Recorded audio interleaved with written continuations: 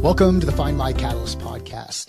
This podcast is designed to help you find your catalyst, that nudge to help you start doing the things you are meant to do. Find that next step so you can start taking that next step. And I am super excited to be in the Demo Stack studio with Nick Capozzi. That's why my environment looks completely different. And I'm going to struggle with where do I put my eyes, because I'm going to want to look at Nick. He's going to want to point me to the camera. And we are going to get deep into conversations around social content creation and why certain things work when you push them live on social and why things fall. So, and Nick, you should be making content, by the way. Okay, why do people struggle with making content? Oh, where do you want to start? I mean, well, the first one is they're afraid, Mike, right? I'm putting myself out there to the whole universe. What does that mean? Like, what am I afraid about? You're afraid about people's reaction. Okay. First time I ever posted a video on LinkedIn, I sat there for about 2 weeks waiting to click post, and I'm not exaggerating. And for me, I'd come from the cruise business, and now we were living in a COVID world, but I'm like, will I go back to cruise? I'm connected to VPs of whatever department from the cruise industry. I'm connected to C-suites. Do I want them seeing me talking about certain things that maybe isn't about cruise? That was my issue, but most people is, frankly, they don't feel comfortable on camera, Mike. I am one of those people who doesn't feel comfortable on camera. You do a great job with your camera, though. And what I love about the stuff that you do is sometimes I see you deadlifting. Sometimes I see you in front of the whiteboard. Sometimes you do this holiday series every year, which is so smart because I'm waiting for it. And what creative things did Mike do this year? I'm looking for it, right? So I'm aware of you because of your content. And B, you're not doing the same thing as everyone else. I want to see you in your garage gym deadlifting and teaching me sales at the same time. So the sad part about it is my most popular Instagram, actually, no, I did one with the dog around patience, and that one has taken off a little bit better than the deadlifting. But before that, the deadlifting one was my most popular one. And I was talking to Kurt Hines about it, and he's like, well, why don't you integrate sales stuff into the deadlifting piece, right? So these things you smile about, and you nod, so you get it. You understand how these things come together. I don't. And I think, you know what? I'm going to put really good content out there. People are going to take it, and then they're going to start doing something with it. And what happens is they click and start, and then it goes nowhere. But let me go back a little bit, where you say, "Hey, you like this camera presence or this video presence." The first course I recorded, I literally stared into the camera like this, did not blink my eyes. I looked like I was going to come in and eat you on the other side of this thing. And you were either going to figure out how to fucking do sales or you were not. But either way, you were going to do it. It was super aggressive. The Long Island came out, Mike. At that point is when I knew you were from Long Island. It was freaking people out. And I was like, fuck, how do I get past this? So the first season I did Merry and Bright was 4 years ago. And it was, all right, I'm going to figure this out by making it a daily practice. The same thing. This is how I figure shit out. Go and do the work. I'm going to make it a daily practice. I'm going to record and I'm going to put stuff live and I'm going to do it the same day. And I don't like scripting stuff. We've already had that conversation. I'd like to hear why I should script.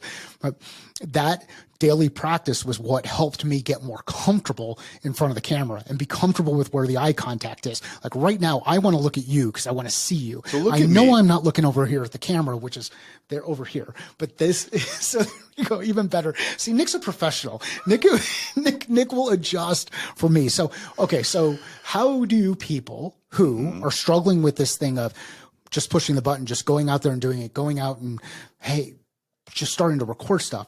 How do people overcome that first hurdle of just get out there and do it? And I do want to come back to why you should create content. That's, I think, a great conversation to have as well. But I think it's about being comfortable. And the reason you're not comfortable is because you don't like how you look on camera. It's true. We don't. So a couple quick tips is, one, are you using a really good quality camera? So these cameras, if you're watching this right now, these are like $200 webcams, so slightly elevated, a really good 4K camera, but your iPhone works great, right? I shoot most of my stuff on an iPhone 11. Next thing to consider over sound is how you're lit. If you're lit well, you're going to feel better about how you look. So here's a great idea. Take your iPhone or whatever phone you have and, just look at yourself in your room and then turn that around and look with natural lighting. And look how different you look with natural lighting coming in for a window. Changes how your face is lit up is going to make you more, in your mind, look as best as you can. It's going to make you more confident. That's a really key thing. If I just work on camera angles and lighting, I could get a lot more people creating content. So that's one of them. Last thing, if you are using a phone or a webcam, just tilt it down 10 degrees from where you're looking. The millennials do that. I think it's called the millennial lean or something. But what that does is it's going to hide the extra chins. Luckily, I got a beard to cover that. But if you don't, that's a great tip too. So it's about looking good. And then it's about practice. And I don't want to go down a rabbit hole here, but take some of these things that you want to script and feel comfortable delivering them. A great tool that I use, they're not sponsored, it's just a plug, BigView, BIGVU.tv.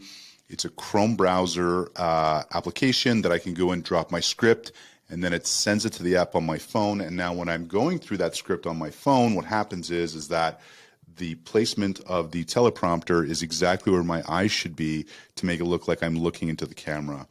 So that way you're not redoing and redoing and redoing and redoing.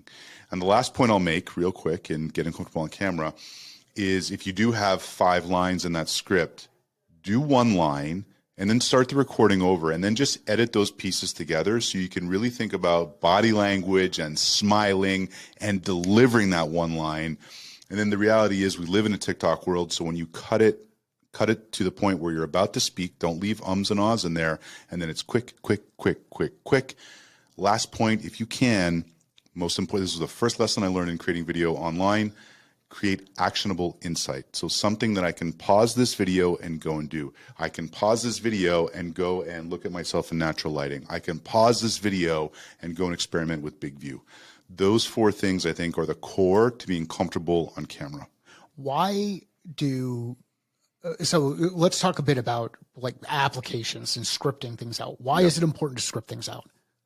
I think having a North Star is going to make you, again, very comfortable. So when I was in the cruise business, we were pitching like 60 products in 60 minutes. You don't want to sound so scripted that it sounds scripted. But I had to have my sellers memorize that 60 minutes worth of text, line by line, up, down. I used to tell them, like, your national anthem. So if I drop into a certain part of the Star Spangled Banner, you can pick that up, Mike. That's how well you want to know your scripting, which is why small scripting is also really helpful. But what that allows you to do is when you have it so committed to memory, I'm not thinking right now about what I'm going to say because I have that line committed to memory. So now I can lean in. Now I can change my tempo. I can talk a little bit faster. I can slow down a little bit. And those are the things that are really going to get engagement. So let's talk a bit about tone. So you said slow down and then amplify voice and bring tone in. How does tonality impact communication? It's everything. It's neuroscience. So what was the last car you went shopping for? Your Jeep? Jeep, yeah. Okay. When you were looking at that particular Jeep, did you suddenly see that Jeep everywhere on the road? Yep. Yeah. And even after you buy it, it's like, hey, everybody's got a Jeep now. You notice it, right? But you didn't notice it before. And the reason is that our conscious mind is so overloaded with information. We tell our subconscious mind what's important. So when we go and we're shopping for a Jeep, we suddenly see that Jeep everywhere. They were always there, but our subconscious mind wasn't lifting that up to the forefront to our conscious self. The reason this is important when it comes to talking with tempo and pace is that the reality is that everyone sounds the same all the time. The tempo doesn't change, right? This is how people talk. This is very normal. The problem with this, or what is common with this, is that what I'm telling my subconscious as I listen to that is that this is not important information because I hear this all the time. Even as you started describing that, I started thinking Charlie Brown's teacher. You're like going into want mode, and you lost me in the room. Exactly. Now, if sometimes I talk a little bit faster, but then I slow down a little bit, and then I pause, what happens is your subconscious mind, who's hearing this, is, wait a minute, this is important. I don't usually hear words spoken this way. This must be important. I better pay attention and let me elevate it up to my conscious mind. So why are people uncomfortable with that pause? Oh, because it's like naked on stage. So one of the things we used to do, because we were on stage on cruise ships, real quick backstory, on cruise ships, what we did was we were presenting duty-free shopping. You think liquor, tobacco was really Swiss watches and jewelry. And what would happen is to control that room. So there was way more sexier departments on a cruise ship that you wanted to go explore. Well, you the spa, like I want to be in the spa. I want to do like the rain casino. showers. I want to go to the bar, like all of these other things. The bar, this is what I'm competing against, right? So you had to keep people in your seats. Yeah. So engagement was so critical. And when I was going to reveal something big, so I've been talking about why duty free is such a real thing and what it is. And now I'm going to reveal to this really big 1-2 pause point. When you pause for that 1-2 seconds, everyone in that room is going to refocus on you and the next thing that you say. It's the same thing in the demo. If I'm giving a sales demo, it's the same thing. I want to do that 1-2 second pause when I'm about to say something important. It is very uncomfortable. Everyone is now looking at you, but that's what you want. That's the end goal, is that attention and that engagement, because you're about to say something important. So I would time them on that 2-second pause, and I would have them walk to the front of the stage just to make this worse and lean into the audience. I mean, literally, I was looking for that lean, right? And if I was on the ship with them, I'd be like pulling, like pull. I'm waiting for that lean, and I'm counting the 1, 2. Don't give me half a second. I want those 2 seconds. And you would see the whole audience, their whole motion of what they were looking at changed. And I have over 10,000 hours on a stage on cruise ships pitching. So I've read this body language. I have 10,000 hours of reading live reaction body language. So all of these things aren't just great ideas. These are things that have worked for me over the years, so that I wasn't losing. If I had 500 people and I lost 200 to the buffet, I wasn't going to hit my quota. I needed 485 people at the end. I could lose 15. There was a ratio. I knew the numbers. So one of the habits I've found that I'm getting myself into, because I am going back and listening to stuff. I'm also editing some of the video stuff that I'm doing, but I pause. Yeah. And then repeat the same thing that I said just before the pause. Is that going to create more of this trigger of I'll remember and I'm going to engage in it? Or am I going to have people start to shy away because now I start to sound a little bit more like a preacher that's in front of there saying this? Preach, brother, preach. Okay. Yes, yeah. No, reinforce that point. You definitely want to reinforce that point to the point where, so what we would do is we would hand out all this paperwork for them to have these flyers and maps of the islands and stuff. And the first thing I would do is, and total credit to Shelby Hastings Rojas, who taught me this in 2000, and I still use this technique. I would say, hey, everyone, how you doing? My name is Nick. You all got those pencils that we gave you? I want you to write that down on that piece of paper. Nick, N-I-C-K. Go ahead. I'll wait. And I would wait. And you would watch them all head down, write down my name. You're leading people. I was the puppeteer at that point, right? There you go. Because now what I asked them to do, hey, put your hand up. Hey, get your raffle ticket. Hey, whatever it was. Hey, make sure that if your girlfriend who's cruising with you, who didn't come to this presentation, that they rewatch it. Is everyone going to do that? And wait for the reaction. I'm thinking Nick Capozzi. Nick Capozzi. That's going to be the new thing. So that's my street name, Geppetto. Nick Capozzi. But you know what, Mike? All these things seem little tips and tricks, but you put all this into a process when you're creating content. And by the way, can we talk about why you should be creating content, Mike? Before you talk about that, okay. I've got one more question about these tips and things, because look, when you say this out loud, what I think of immediately is a craftsman, somebody who has this amazing, and not to go all like Spicoli and, my dad's a TV repairman. He's got an awesome set of tools. I can fix it kind of thing. But we've got all of these awesome tools that we can use. We can choose to apply those tools in whatever way we want. Yes. And that's where our creativity comes from. Is that fair? Yes, 100%. I think also, too, we're all creative, whether we want to acknowledge it or not. Even if I'm an introverted accountant, I have some sort of, maybe I like to cook. Maybe that's my way of creating a crescendo, right? So we all have some level of creativity. I don't think you need to be creative. You don't need to be funny.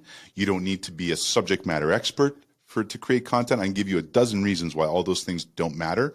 But I think that if you start creating content, especially if I'm a solopreneur, if I'm an AE, an account executive doing a full cycle sale, I am absolutely creating content. If you are not creating content, you're not missing out. And this is interesting. Hold on, before you go there. So this is what Nick's doing to me. He has an agenda. He wants to get into why you create content. And what I'm going to do is I'm going to create a pause here and say, look, I want to get into the whole view around how a person who doesn't think that they're creative can really reveal that they are pretty creative.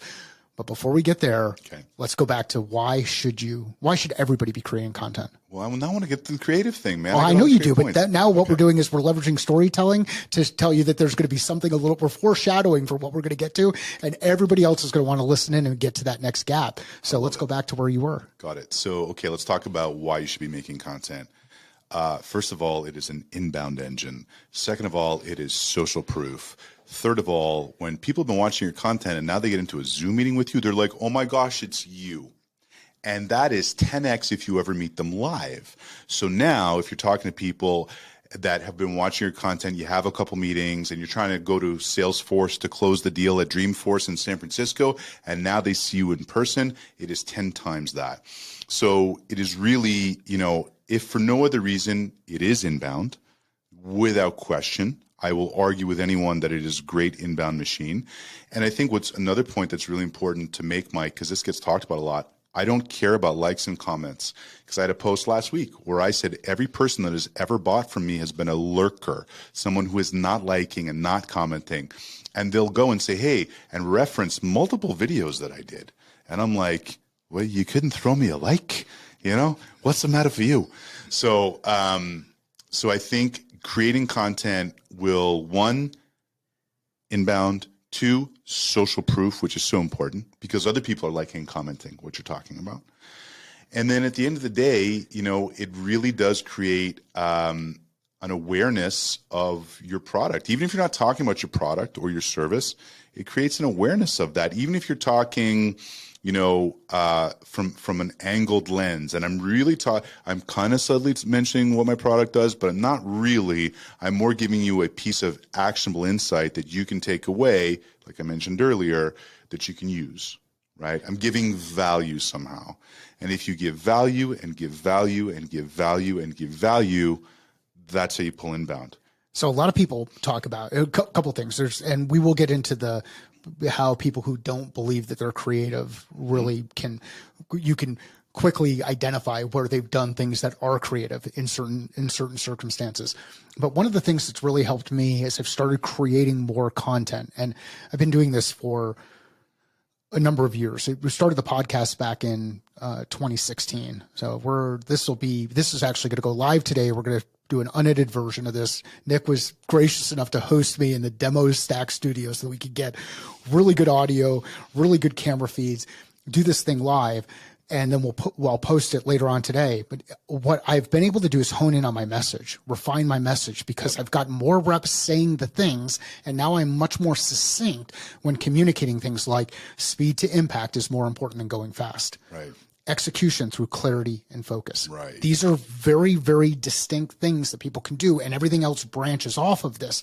So all of my content starts to relate in one way, shape, or form to people, process, technology, themes, tools, frameworks, methods, thinking. So I've been able to refine my message by getting more reps in, even if nobody ever heard those reps. That's a great story, and I love that you told that because I think it's important. Another couple quick tips is you don't have to be a subject matter expert. You only need to be one rung higher on the ladder than someone else to bring value, and that's really important. That's what gives a lot of people pause. You should also be shooting video, and I'm just making assumptions that everything we're talking about is using video, because LinkedIn had a stat that of the millions of people globally that use LinkedIn, what percentage post regularly do you think, Mike? I've heard 1%. 1% is what LinkedIn says. Yeah. But that's 1% of people posting text-based posts. What percentage of those people are doing video posts? I'm just so excited about this because now I'm actually a 1%er. You're the one in the 1% because you're creating content, period. But of that 1%, and this is just an anecdotal guess, but probably 1% of people posting are using videos. Now That's insane. 1% of 1%. Exactly. Wow. That is the opportunity. That's why turn your camera on and record. And don't look for likes and comments. What I do is I do have a sheet where I'm tracking when I posted, who was my guest, what was the subject line that we talked about, what percentage of the video did they watch, and that's how then I'll gauge when's the best time to post, what was effective with my audience, because we get caught up in the likes and the comments as opposed to like the true engagement. So again, it doesn't matter if any, like people are like, no one likes my stuff. Great. How many impressions did you have? 2,000. So 2,000 people, you came through their scroll. Those are 2,000 people who didn't know you or didn't see you or didn't take your call that day. So speaking of impressions, and I'll post an image of this along with this when it goes live, and I've got some other stuff I want to do around it. But I did a poll last week. Yes, you did. The poll was inspired by a conversation that was happening on Scotty's little sales club on Tequila Tuesday. Yep. And that's $10 I spend every month. It is awesome, and the number of people that he brings together inside that environment is amazing. Best $10. In the conversation, I asked a question. I said, why are founders so hard? Good founders so hard to find?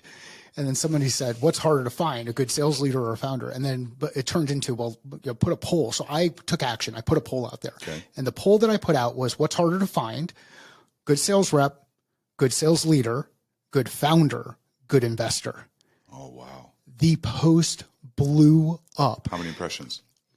Over 46,000 impressions. That's a lot of impressions. To give you context, total number of impressions, the 364-day period before that post I had was just over 200,000 impressions. Wow. About 210,000 impressions. So I had 210,000 impressions in the 364 days before that. And then with this one post, ended up getting 46,000 impressions. And I'm still seeing the wake of those impressions. So why did that post? And here's the other part. I pushed it live at about 6 o'clock in the evening local time, maybe 6:30 local time. Why do you say that's interesting? Because typically we're like, you got to post at 10 a.m. Eastern. So why would a post like this take off? Simple. Single question, polarizing set of responses that you get to choose from. Yes. But, so why did this thing take off? Well, I think you nailed it. It was polarizing, and it was a great question because it got people thinking. What's even more fascinating than the thinking has been the responses and how the responses lay out. And do you mean the comments, or do you mean people who DM'd you, direct messaged you individually? No, what I mean are, like, when you look at, you take the LinkedIn data, which shows the response to the poll, and then you look at the profile, not the actual people who responded, because I've not gone through and done the analytics on that kind of stuff. I'll get there and do that kind of stuff. But going in and looking at it and saying, here are where the impressions break out. It was interesting. The number one response was, it's hard to find good sales leaders. What do you think the largest population of respondents was, or largest population of impressions? Because it's not just because you were impressioned, it doesn't mean that you responded, but they're loosely correlated. Because you can go through this data, by the way, go through your post. There's a little thing that says show more analytics or something at the bottom of it. Yeah. That's where you want to get into. And that's where you were looking, because you saw that a certain percentage, I'm going to guess, were salespeople. Account executives were the number one responses. So this episode is about Nick, and we're going to get into creativity, but I as a public service announcement, I have to say this. Sales leaders, you are fucking your shit up inside your organization when account executives are highlighting that good sales leaders are hard to find. Well, they're doing that because there's a disconnect between, because I talk to sales leaders and I talk to sellers every fucking day. Every day. I talk to more people than most people. And the problem is that sales leaders are so swept up in their day-to-day of what they've got to do, of their assessing pipelines, and we got to prep this for the board, and blah, blah, blah, blah. Who's actually watching your Gong recordings, man? That's the problem. And one of the things I used to tell my sellers on cruise ships was, don't count on me to train you. Train yourself. Right? And I tell sellers the same thing now. Yes, do I have great enablement for my company? Maybe, maybe not. Is my sales leader, look, it's like a baseball player, right? If I'm playing a video game and I'm like, well, this guy's got a much higher contact hit rate than a home run rate, but he's great at stealing base, whatever. Same thing with a sales leader. Maybe what they're really good at is assessing pipeline. Maybe they're a really good trainer, but training is just a skill that they have. So I think that there's a definite disconnect, not to go down a rabbit hole, Mike, but there's a definite disconnect between sellers and their sales leaders, particularly when it comes to training. And particularly, look, this is a stressful job. A big part of what I did as a sales leader in the cruise business was keep my people calm, right? And it was even worse. Part of it was my personality, but part of it was they were at sea. So I got someone freaking out off the coast of Japan because they're nowhere near hitting their number. And it was week by week. You had to quota every single week or you were gone. So how do I talk that person off a ledge when they're off the coast of Japan in the year 2001? There was no WhatsApp, right? So, just being there, man. Sometimes you just got to be a soft place to land for your sellers. Well, it is, and the only way that you can be there is if you be there, which I know sounds stupid, but this is my point. You have to get out there and ask questions. Yep. When you ask a question, listen for the answer. When you hear the answer, ask a follow-up question because you're curious about the detail behind that initial answer. All of these jobs are hard. It's hard to be a rep. It's hard to be a rep in an operating environment where people are being very deliberate about how they spend money and where they spend money. Yep. It's hard to be a sales leader in an operating environment where sales reps are dealing with these challenges.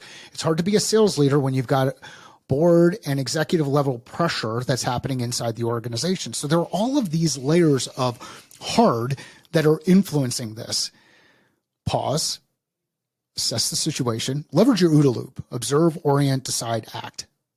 Go through that process. You're in people talk about, wartime CEO or wartime CRO or wartime VP of sales. If you were a sales leader at Zoom in between March of 2020 and December of 2020, and you blew out your number and think it was because of your leadership, you are fucking out of your mind. There was something that happened in the market. Granted, you were able to pull those things together, but that's not write a book about how I grew business year over year inside Zoom. But back to this, because we could go on this tangent, and maybe now we know what we're going to talk about the next time you bring me in for the Go to Market This Week podcast. But from a creativity perspective, let's say I'm out there and I say I'm not a creative person. What are some ways that you could help someone reveal they are actually more creative than they think? Have you made any modifications to your Jeep? Make modifications to my Jeep, not often. But what I can tell you is there's only one thing that I put on the Jeep that I ended up taking off and replacing. Okay. Everything else has gone on and stayed on. Okay. Because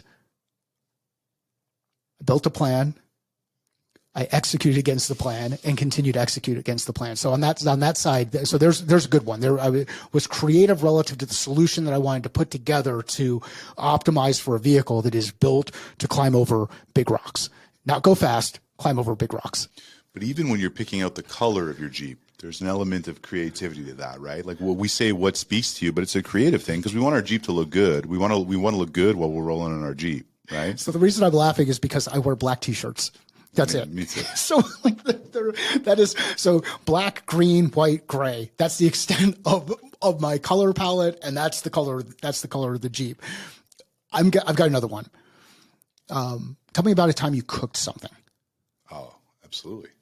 What do you want me to cook? I cook everything. What do you want? Why do you cook everything? Why do you cook everything? Because I like to go on voyages in my mind. Like when I was in the Caribbean, I got into rice and beans. In Canada, rice and beans is not a thing. So now each Caribbean island had its own distinct version of that, right? So now I'm trying to replicate how do I get Puerto Rican rice and beans versus Jamaican rice and peas versus, Bayesian rice and beans. Like it was all these different, approaches to it. So I'm like, how do I get those spices? I used to live next to a really great Indian area in Toronto on Gerrard Street. And I would walk from the beaches where I lived and I would go to, the grocery stores there and I would pick out raw spices and I would go home and I would toast them and I would grind them and I would make my own curry spice, right? So to me, that's a creative process. And when I talked earlier, I wasn't picking on the introverted accountant, but the introverted accountant, you do something creative, whatever that is. Just maybe you paint on the side. Maybe you like to garden. Gardening's creative, right? How am I laying out, down in Gilbert where you live, not Santan? How do you, lay out your cacti in a pleasing to the eye manner? That's a creative process. If my kid wants to tie-dye t-shirts tonight, that's a creative process. I'm carving a pumpkin for Halloween. That's a creative process. So I think we don't give ourselves, even if we think we're not creative, I think we are a lot more than we realize, no matter what your personality. So if I'm someone who's not creative, out there, and I like to think I'm pretty creative. Creative in the context of coloring outside the lines. Yes. I'm not gonna do things the way that normal people do. I was talking to somebody earlier today, and I joked about wanting to be the kind of the mashup between Kevin Bacon and Cliff Clavin in the revenue space, which is, again, just creative. You and the creativity there is you're pulling resources together. Like, if there is nobody better, if I know somebody who wants to get better at video, the first person I recommend is Nick.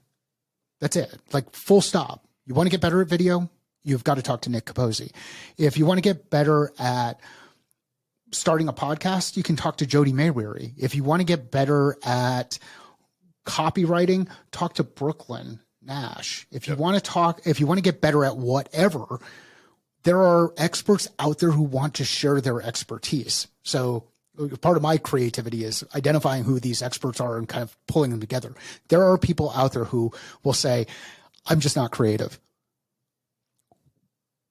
What would you do with someone who says that? I would do discovery. I would do sales discovery on them, but for creativity. I would do creativity discovery, and I would dig in. What are your hobbies? You like to golf, Mike? I love to golf. Right. Let me ask you something. Do you always, if you go out and hit 1,000 golf balls at Top Golf, are you hitting them exactly the same way, trying to be consistent with that swing? Or do you occasionally say, you know what if I shift my body weight just a little bit, right? You ever do that? Always. Creative. That's creative. You're thinking differently. You're thinking creative this is the process. You can't, no, that's the lines. Coloring outside of the lines is, let me move my hips a little bit when I go follow through on this swing, right? So I think that's what I would do. If someone says I'm not creative, I would say, okay, let me challenge you. Let me have that discussion with you. And maybe they're not. Maybe they really aren't creative. Maybe it's possible. But I know a lot of introverted people who do a lot of creative things, whether they acknowledge them as being creative or not.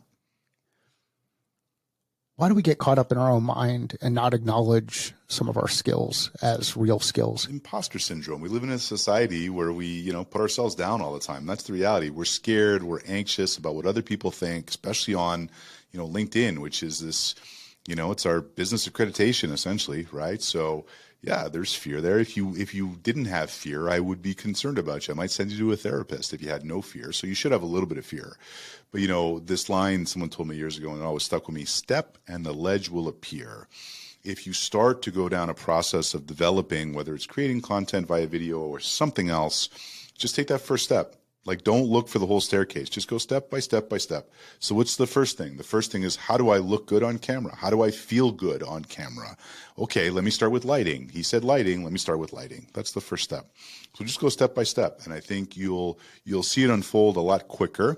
And then the other thing is, follow people who are doing what you're doing. So if I'm an SDR leader and my people are dialing all day, I'm following Jason Bay. I'm following Tom Slocum. I'm following all these people who are great, sales development leaders, because same thing. So if I want to follow, creative people, if I make cakes for a living, right? Who am I following on Instagram? Other cake makers, right? Looking for inspiration, looking for ideas, and then putting your own twist on it. Think about it as like curating something as opposed to actually creating something. How about this person who struggles with the idea of, am I really putting my own twist on it, or am I just reusing somebody else's stuff? Steal like an artist. That's a great book, right? Don't steal the art, but steal the inspiration and just give credit, right? I give hat tips all the time. Thanks to, like, one of our most popular videos on DemoStack's page is like, it's 5 seconds long. What's the one discovery question that you're not asking that you should, right? It was from Peter Cohen from Great Demo. By the way, the answer is there anything I haven't asked that I should have asked? It is a go-to. And the other one, is there anything that I didn't ask that you're surprised I didn't ask? That's a good one too. And that's, right? it's an iteration of the same kind of thing. Yes. You're getting those things out. You're asking the person on the other end, to think, open up perspective, and they will reveal things that you missed. Yeah. So what did I do? I repackaged Peter's idea, and in the comments I said, "Hey, credit to Peter for giving me this great idea."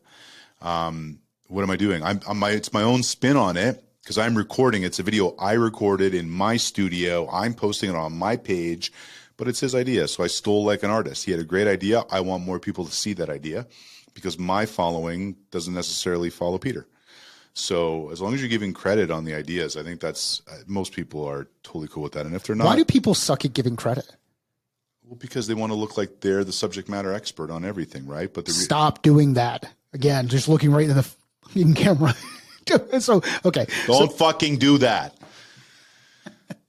No, but I give credit all the time. And what happens now, people like feed me ideas because they know that they're going to get credit for me on it, right? They know that my audience is going to see it and that they're going to be like, oh, wow, that's a really good idea. Let me, oh, here's something. Oh, Nick, you might want to see this. Hey, Nick, here's something I just wrote. Like people send me stuff to like evaluate now. So I'll go through it. I'll be like, oh, this is great. I can use this in a video for our audience, this in a video for our audience. So let me just repackage it, right? It's curation. Think of it. So real quick, there's 3 ways you can create content, or you can be influential on social. One is creating content. The other is curating content. So I create and I curate. Yep. I'm a news source.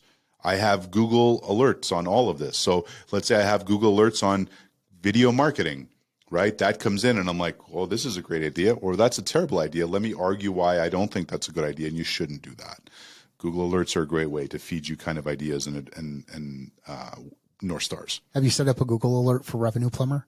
No, I haven't, because you're the revenue plumber, buddy. I don't want to take your ideas. I was going to say steal your ideas, but I don't steal anything. But so build on them, right? Yes, build on them. So that's a better way of looking at it. So again, create content, curate content, or comment on content.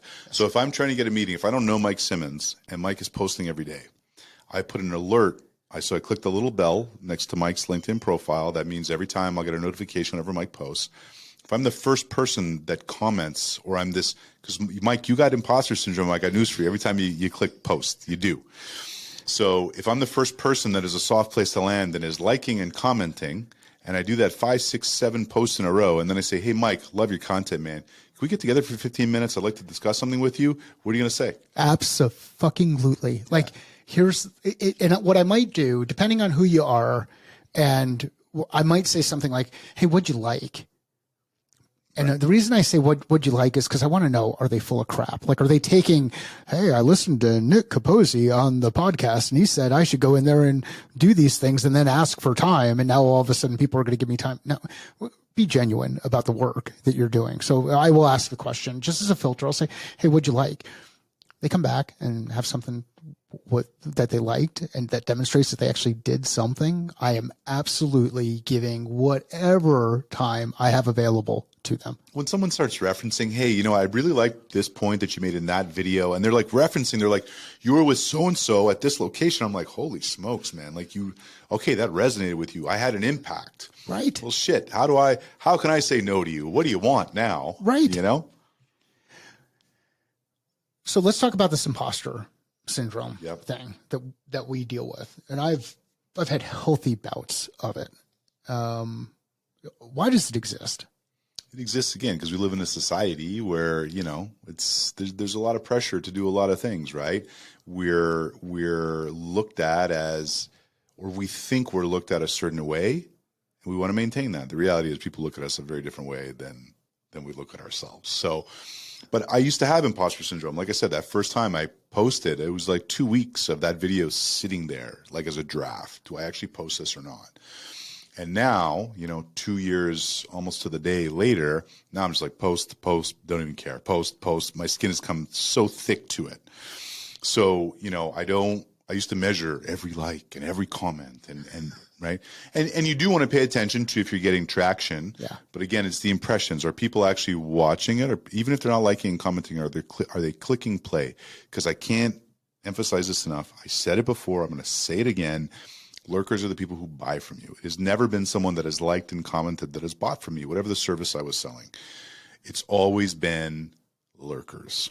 So that's what you're trying to build, is a base of lurkers. And then, people follow you. People are going to start following you. If you start making content regularly, you'll start to see 1 a day, 3 a day, 5 a day. There's days where I have 50 people start following me, right? So something resonated, and now they want to see more and more of my content, right? So let's talk about this new initiative that you've got out there with Jen Allen and Will Aiken. Social, yep. Which immediately when I saw it, I thought Roger from Phantom Menace, and we've got the clone troops, or not the clone troops, the Roger. Yeah, they're out there repeating things. So why social? Because what was happening was, as we were launching all this content at DemoStack, the biggest problem I had was, what's the algorithm doing today? And what's best practices? And what's the process? And questions that I was digging everywhere and I couldn't find. So Will, Jen, and another person, we're getting together every 2 weeks, because we all have kind of these evangelist roles. So Will's with Sales Feed. Jen has just recently left Challenger, but she was the host of the Challenger podcast, and she was with Challenger. And we were all having the same problem. So we were kind of crowdsourcing. And then we realized, as we kept asking, where are these communities that kind of house this? And yes, like there's some hardcore, so I'm not knocking, there's some hardcore Slack channels with some hardcore like social media managers. But the reality is most of like this thought space was on Facebook still, on fucking Facebook. How can you exist as a social media community on Facebook? So, and again, not knocking anyone who's there, but I haven't been on Facebook since I don't know how long, man. So, we had a problem and then we put it out there. Let's think tank this. It's for crowdsourcing information and ideas and best practices. And we were blown away. I mean, we had like hundreds of people active in the Slack channel immediately. We had like hundreds and hundreds of followers on the LinkedIn page. And we started doing these lives. And what I realized is I'm going through the lives, my whole strategy, I've only done 2 so far. My entire strategy, I'm rebuilding now because I'm learning all these things that I thought I knew. And I live in this space every single fucking day. So Fridays at noon Eastern, we do social. It's a live stream. And different topics. So, for example, this week coming up, I'm going to be talking to Travis Tyler from PandaDoc. He's going to come on. We're going to talk about, leveraging other people in your content, right? So Mike is leveraging me right now in my content or in his content. And a couple weeks ago, Mike was in here. I was leveraging him for my content. So what does that look like? And how do you create kind of great relationships and build social equity? So this was, like I said, it was a real problem. And we saw immediately that there was a big reaction to it. So yeah, come hang out with us on Fridays. That's awesome. And there are this whole idea of collaboration. Yes, is not new. It's Morgan Ingram was on a while back, and we were talking about collaboration in hip hop and how you totally get that. Yeah, so you bring these groups who have different audiences together and a different spin on things, and when you pull those together, all of a sudden you create something that's even bigger than what you would have been able to do on your own. Correct. And now the impact is so much broader because other people who had no idea about so and so now have seen such and such. So get out of your own shit. Go ahead. I had never heard that, but you nailed it, and Morgan nailed it. And like, okay, like if I don't know what your hip hop, background is, Mike, but like Wu-Tang Clan at its peak had like 35 members or something. To one rap ensemble had 35 members. Well, I'm thinking of like NWA. Like, I mean, you think about what happened with that group and the different things that have spawned off of. Well, if you want to talk about things happening in the market, right place, right time, they had a message and they nailed it because no one was talking to that audience and they were right. So no, that's great. And then you look at Dre come back with his, what was it? So the original Chronic was in the 90s. No, I think we'd be talking about hip hop. Whatever. So like, all we're doing is we're demonstrating range. But you look at the first version of Chronic, and then Dre comes back with in 2001 with Forget About Dre. And you think about the collaboration that happens in there and the number of artists that are on that record or that CD. So we just pull these things together, and there's this amazing opportunity. I was talking to somebody the other day, and I said that they're doing this collaboration with a couple of folks around golf. And I mentioned the 3 other people that were in there, and the person had no idea who I was talking about. Yep. And the 3 people who are in here are people who I think are everybody knows in the marketplace. Like they're names of people that I think everybody knows. And the reality is nobody knows. People are so focused on their own stuff and kind of caught up in their own tunnel vision that that you can do so much more when you amplify others, bring others together, create opportunities for people to collaborate, create opportunities to bring their voice together. And this is one of the cool things that I think is happening when social is used to do good rather than a lot of the other crap that social is potentially used for. So let's dig into that. But real quick, I pulled up, this is the playlist from 2001, which was the album that actually came out in 1999. Every single track here is a collaboration. So it's Dre plus Hitman, it's Dre plus 6ix2ine and Nate Dogg and Corrupt, right? Every single track has at least one other person. And to your point, and I love that you brought that up because we did a tour in June around the Western U.S., took my Jeep Gladiator, wrapped it with a bunch of sponsors and stuff and partners. And I went around and I spent 30 days on the road interviewing kind of the best and brightest. So, this was like I sold this internally as like a social equity play. So I'm going to go interview Andy Paul, right? From the Sales Enablement Podcast. Andy Paul's got almost 200,000 followers on LinkedIn. So I'm creating content. I'm interviewing. I position myself as the interviewer. I was a trained broadcaster. So, a lot of experience making people look good on camera. So I'm interviewing Andy. We're getting great content. What's happening is we tag Andy in all these videos that we're dropping. His network now sees it, right? So what's happening? It's, I don't know that you want to hear Andy, Paul, and I rapping, but, maybe it's more for Ding. But the salesrapper.io, by the way, plug for Ding. But it worked, right? And so we had all these people of influence. So we had Jason Bay and Marcus Chan and Will Aiken and Zoe Hartsfield, and everyone came and either traveled with me or came to create content. At one of them in Denver, at the WeWork, Jack Doheny from Grin was kind enough to put it all together. We had like 14 people in there. We had so many people to just sit and talk, to like ask questions and interview about all things sales. We had to go into like a special room at the WeWork and like sit everyone on like these different steps and do like a town hall. Essentially, it was so cool how it wound up happening. But that collaboration like put what we were trying to do on the map. There is no amount of lifting that I could have done individually to bring as much awareness to DemoStack as that tour did, and engaging all these other people. And there are people out there who have access to a network that I have no concept of. Like I have no idea who these people are. Yet they are probably interested in golf. They barbecue. They might drive a Jeep. They might be into launching a podcast. They maybe are launching a business. They maybe have dealt with imposter syndrome, but there are all of these people that we can all learn from when we start to be super connectors and we bring people together through these kind of collaborations.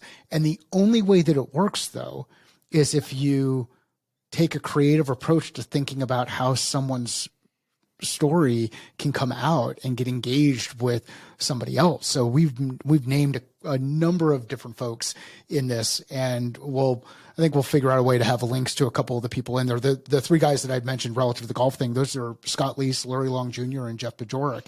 And that's a collaboration where we're going to bring leaders together who are focused on getting better at what they do, maybe in revenue, maybe in life, maybe in business, and also really value the game of golf. Nick has a Gladiator. Nick, when's the last time you took the Gladiator off-road? About a month ago in Sedona, and I popped 2 tires within 30 seconds, which never happens, and I'm a little bit skittish now about going back on trails. What trails did you do up in Sedona? Do you remember? I did. I popped the tires on what's it called? S-C-H something. It's the main Schnebley Hill Road. Yes, Schnebley Hill Road. Thank you. Yeah. So for those of you who really take Jeeps off road, you know that Schnebley Hill Road is not off road. So what we're going to do is we're actually going to take. That's off road, man. It is not off road. Well, hold on. Are you rock crawling or are you going off road? So because Schnebley Hill, I will argue, is It's a 3 out of 5 star. I mean, that's Well, 3 out of 5 star in what? rock crawling. You're going 5 out of 5, right? Well, no, I use all trails, man. Okay, I have a system. This is awesome. So here's the thing about it though. Like Nick and I can both take our Jeeps off road. Nick and I can both take our Jeeps off road, and we can have a blast, and we can enjoy doing a lot of the cool things that you can go when you're out in the middle of the desert, like whatever the heck it is that you want to do out there. And there are different types of trails that we can drive on or ride based on one, our comfort level in being able to do something, our vehicle's capability and our capability, right? So there are all these variables. So when it comes to engaging in social, creating content, putting content out there, you're not going to be as comfortable as someone like Nick is in front of a microphone and in front of a camera and have this energy. But keep in mind, it was less than 2 years ago, only 2 years ago, where he sat there for 2 weeks after recording something and didn't push it live. So come spend 3 days with me in the studio. I will make you a superstar. So give me some really direct feedback. What can I do to be better at video? What can I do better? How can I improve? I would have to look at your video. Off the top of my head, I think the very few things, because you and I have had a few talks about this. Yeah. I think the only thing is I would look at your camera angles and your lighting. Okay. And then I would look at, like, if the deadlift series got you the most traction, I'd be deadlifting every week, right? Like, come on. Well, actually, I'm not in my current workout routine, but when I am, I'm deadlifting 5 times a week. So there we go. Like, you got to deadlift. You got to deadlift. You just don't push yourself like the meatheads used to. There's better ways to do this stuff. Just Nick, even too, like, just if you can't do it, weights, air squat. Like, just get out there and move. Get out there and move. So, all right, couple key takeaways that I heard over the course of the conversation. Tell me what you heard. Number 1. Lighting and angles are important. I had no idea there was a millennial tilt. Like, there we go. Millennial tilt. So lighting and camera angles are really important. Get out there and start doing this stuff. As you start doing this stuff, you'll start to feel a little bit more comfortable. Know that you are not alone when it comes to imposter syndrome, concern about putting yourself out there and feeling naked, whether it's in asking questions and then pausing for effect or working through tone.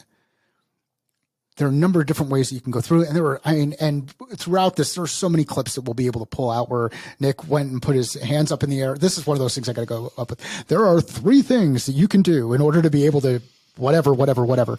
Nick, what's something you took away from the conversation? I need to spend more time talking to you. There we go. So thank you for listening to the Find My Catalyst podcast. Nick, where would you like to send people? If you're in the sales space, definitely follow DemoStack on LinkedIn. That's 90% of my job is making content for sellers and sales leaders and sales engineers. That's on DemoStack. More stuff about content on my page. And of course, social if you want to be current on what's happening in the social media world. Awesome. We'll include links in the show notes. Nick, thanks for doing this. If you know of someone who would enjoy this episode, gain value out of this episode, be able to find their catalyst so they take that nudge and start taking the next step, please share it with them. Let Nick and I both know via social. You can find us on LinkedIn, Twitter, all of the socials. Sales is a thinking process.